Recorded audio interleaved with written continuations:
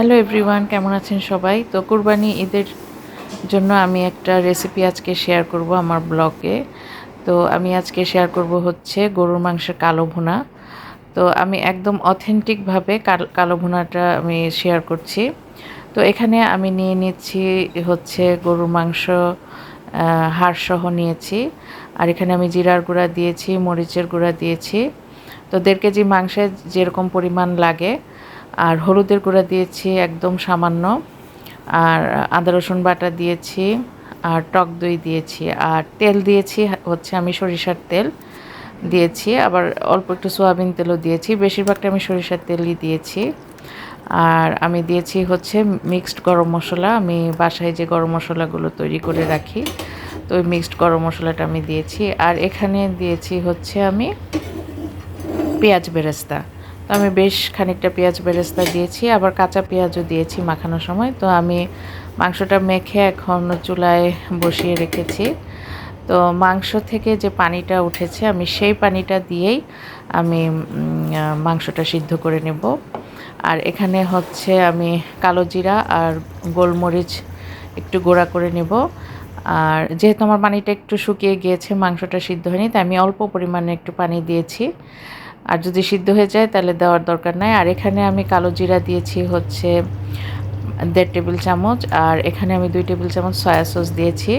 তো যেহেতু soya sauce দেবো, সেহেতু লবণ এবং লবণের পরিমাণটা একটু কমিয়ে দিতে হবে, কারণ সয়া সসে তো লবণ আছে আমরা জানি। তো এই পর্যায়ে আমি আবার একটু ঢেকে দিব।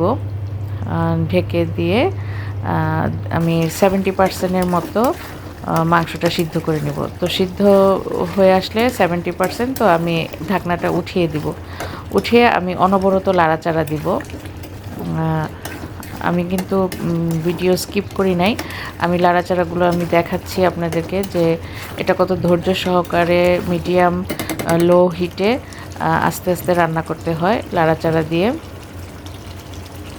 এখনও কিন্তু আমার কালো ভুনার কালারটা আসেনি। তো একটু পরপর আমি লাড়াচাড়া দিচ্ছি।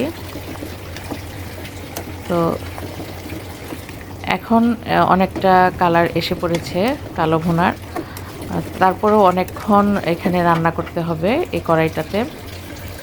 আর আজকে কালো ভুনা রান্না করতে গিয়ে আমার চুলার আশেপাশে একদম মানে খুব খারাপ অবস্থা হয়ে গিয়েছিল। তো আমি মাংসটা আরও কিছুক্ষণ লাড়াচাড়া দিব।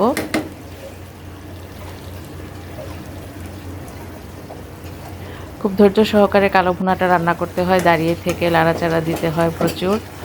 তো যখন মাংসটা ঠিক এই পর্যায়ে এসে পড়বে, তখন আমি মাংসটা নামিয়ে ফেলব। তো নামিয়ে আমি চুলায় একটা ফ্রাই প্যানে, বড় একটা ফ্রাই প্যানে আমি এলাচি দারচিনি দিয়েছি। আর দিয়েছি হচ্ছে পেঁয়াজ কুচি। পেঁয়াজটা একটু মোটা মোটা করেই কেটে নিয়েছি। আর রসুন কুচিও দিয়ে দিব। রসুনটা আমি একটু বড় বড় সাইজ করে কেটে নিয়েছি, চাইলে ছোট করেও কাটা যায়। আর মরিচ দিয়ে দিচ্ছি আমি। যখন পেঁয়াজটা এরকম লাল লাল হয়ে আসবে, তো আমি কালো ভুনা যে মাংসটা আমি একটু কালো কালো করে ভেজে রেখেছি, সেটা আমি এখানে দিয়ে দিব। তো দিয়ে আমি এখানে আরও হাফ টেবিল চামচের মতো কালো জিরা দিয়ে দিচ্ছি। তো আমি এখানে 1.5 কেজির মতো মাংস নিয়েছি, তো সেই পরিমাণে আমি আসলে মশলা দিয়েছি। যদি বেশি করে করা হয় তাহলে মশলার পরিমাণটা অবশ্যই একটু বেশি করতে হবে, তখন কালো জিরার পরিমাণটাও বাড়িয়ে দিতে হবে। কালো জিরার গুঁড়া, গোলমরিচের গুঁড়া, সয়া সস। তো আমি এই ফ্রাই প্যানটাতে ভালোভাবে আরও লাড়াচাড়া দিয়ে নিচ্ছি।